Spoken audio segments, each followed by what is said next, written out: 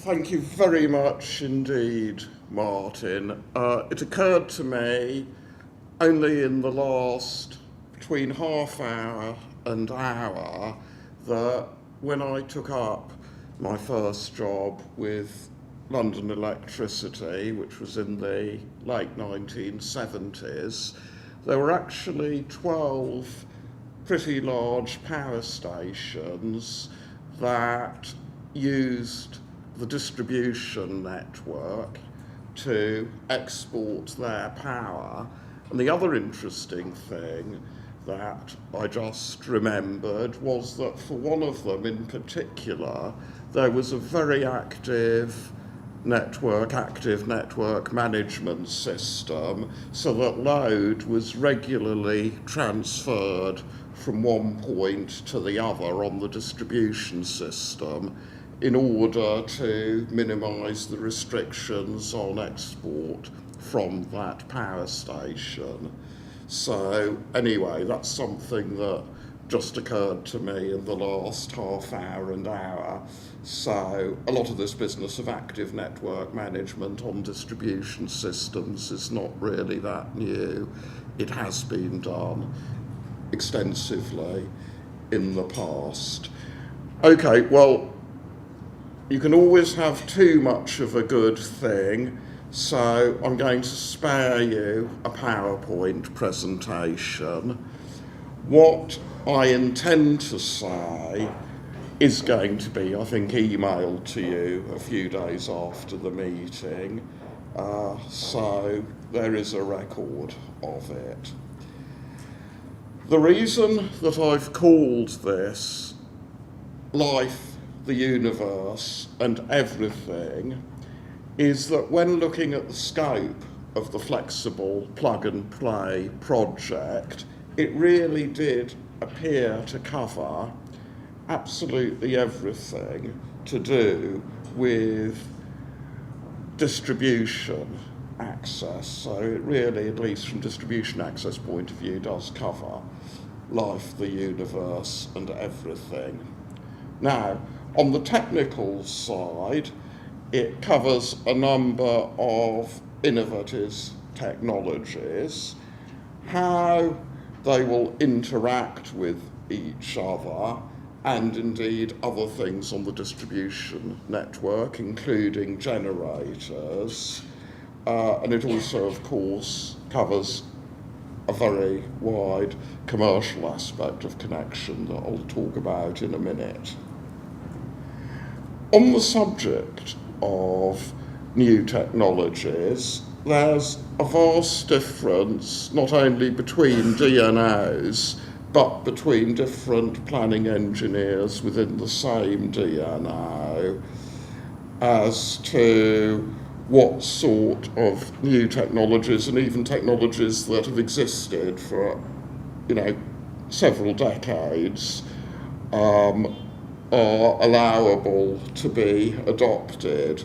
And it's quite difficult for developers if you're told you can't use that and nobody can tell you why. It's just in the rule book, and I don't mean sort of published rule book, I mean sort of the local company rule book and policy, that you can't use that, and we're not going to discuss why.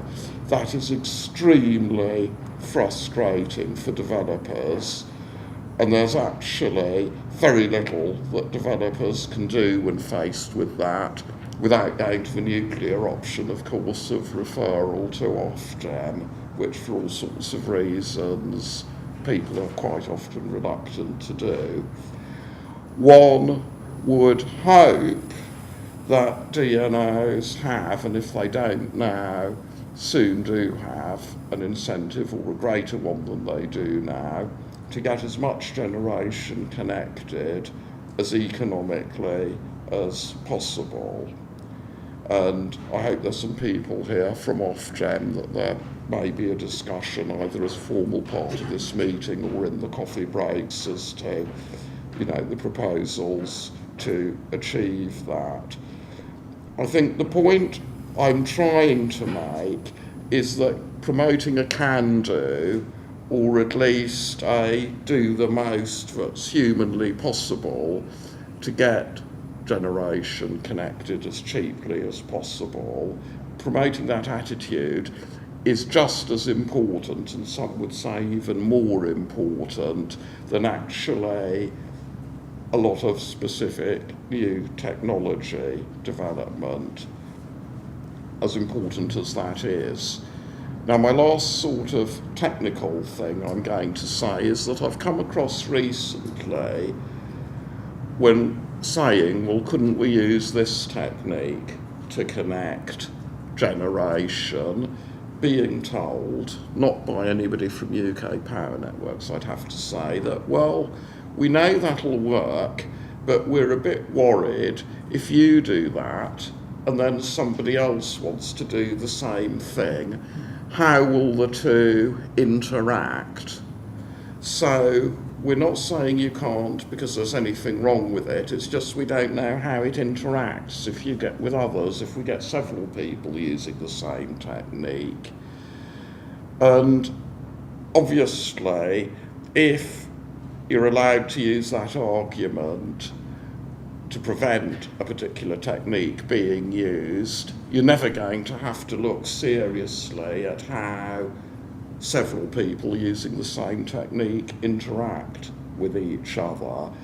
And that's why I think the sort of aspect of flexible plug and play as to how various devices and techniques interact with each other is extremely important. It's not just how things work in isolation, and that actually applies to various commercial types of access arrangement as well, which is the main subject for today, as well as technical matters. Okay, the aspect of flexible plug and play that forms the main component of today's event isn't technical, but it's commercial. It looks at the concept of what I always call non-firm access, but I'm told we've changed to calling it interruptible access, and what type of interruptible or non-firm access arrangement work best for all party.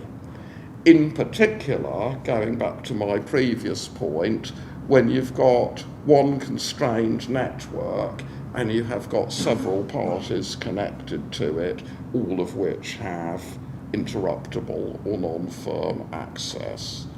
I mean, the first thing when talking about interruptibility or non-firmness is you've got to be clear whether you're talking about technically or commercially. Absolute technical firmness is, of course, completely impossible, no matter how many circuits you install and how much redundancy you've got. Generally, when people talk about a firm connection, what they mean is that there's some level of redundancy. Commercial firmness is what is the really important thing to most generators. It's that rather than technical firmness. Now, for transmission-connected generators, that's provided through the Balancing and Settlement Code. For distribution-connected ones, if they perceive they've got commercial firmness, probably they haven't. What they've got is something that's technically, not absolutely, but quite firm, because there's some level of redundancy in the number of circuits they're connected via. I've got an analogy that I'm quite keen on using to the traditional fit and forget philosophy of connecting generators. And that is, the generators are cars driving in one direction, to simplify matters, along a road. And the traditional approach says the road has got to be wide enough so that all cars can drive along it in a straight line at whatever speed they want, without any significant probability of a crash. If adding an extra vehicle gives the possibility of a collision, then, and they can drive at any speed they want, then effectively the only solution is to widen the road. The fact that a vehicle could slow down occasionally is ignored, and of course a vehicle slowing down is analogous to a generator reducing its power output, i.e. being constrained down or off. This also actually ignores the fact that all the cars have got steering wheels that they could use, so if they're coming up to a car in front that they're going to hit, they might not have to slow down, they could just sort of turn to the right or the left. And I actually liken this to allowing them to vary their power factors, which some people in some DNOs still say, right, generators always got to operate at a constant power factor. And I think that's like saying, well, let's pretend the generators don't have steering wheels, so they can't steer out of the one car in front that's going slower than them. Anyway, enough of the analogy. There are two generic areas that have to be addressed when looking at a network with technically non-firm or interruptible connections. The first one is how are you going to manage it? And the second one is who or what parties bear the risks involved of constraints. By how do you manage it, what I mean is what are the rules under which it's decided at any given time, if the constraint's active, which parties you pull back and by how much. There are a number of options. First one to connect is the last one to be constrained off. Some type of economic optimization, like you constrain them in order to minimize the losses if effectively their cost of production's identical, which might be the same and rather low, for example, if they're all wind generators. Or you can use the generator's own view of their economic loss, typically via some sort of system of bid submission. I've been involved in discussions of this mainly due to sort of the initial thing on open access in the USA in the 90s and how you choose what generators to pull back if needed. And you very rapidly come to the conclusion that you do need a sort of one-dimensional, I'll use a term merit order, but order that, you know, first of all you pull back on this, then this, and this, and you need some sort of one-dimensional ranking. You cannot have terribly complex rules, unless you've got a computer that translates that into a sort of ranking order. Anyway, those are exactly the issues that the sort of part of the flexible plug-and-play project that's going to be the subject of today deals with. The second thing, when you've got interruptible or non-firm access that you've got to think about, is who bears the risk of being constrained off. I mean, the possibilities include the generator itself, the DNO, or customers of the DNO more generally, or of course a combination of those. I mean, if a generator bears the risk itself, it doesn't necessarily mean that if it's constrained off, it's not compensated, and it doesn't have any choice about if or when it's constrained off. It might, for example, choose, if it's asked to constrain off, to stay running, but pay the cost of another party being constrained off. Spreading the cost of constraints over a DNO's customers more generally, which could be all demand, all generation, or a combination of both, or indeed the DNO, by which I guess I mean the DNO's shareholders bearing some or all of the cost itself, probably requires, at least in the opinion of DNOs, some sort of regulatory intervention. There are some quite good arguments as to why it's sufficient to give DNOs some incentive to minimise constraint costs, as indeed when planning the network, giving them an incentive to find an optimal balance between capital network investment and predicted constraint costs. It'd be interesting to see how Flexible Plug-and-Play project has considered risk allocation, and in particular, what risks in terms of cost constraints DNOs feel that they're able to take within the current price control framework. Of course, there's a new price control framework on the horizon starting in 2015, so a very good question is, should the new one allow them to take on risks of more of the costs so that they can optimise constraining people off under some perhaps predefined commercial terms and investing in the network? Question, I think, good one for discussion later on.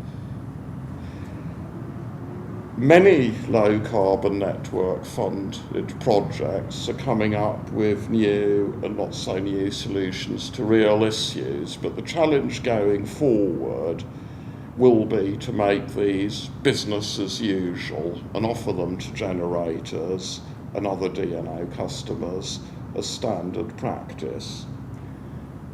The Flexible Plug-and-Play project in particular covers device innovation, integration of different system components and different commercial frameworks for generator access.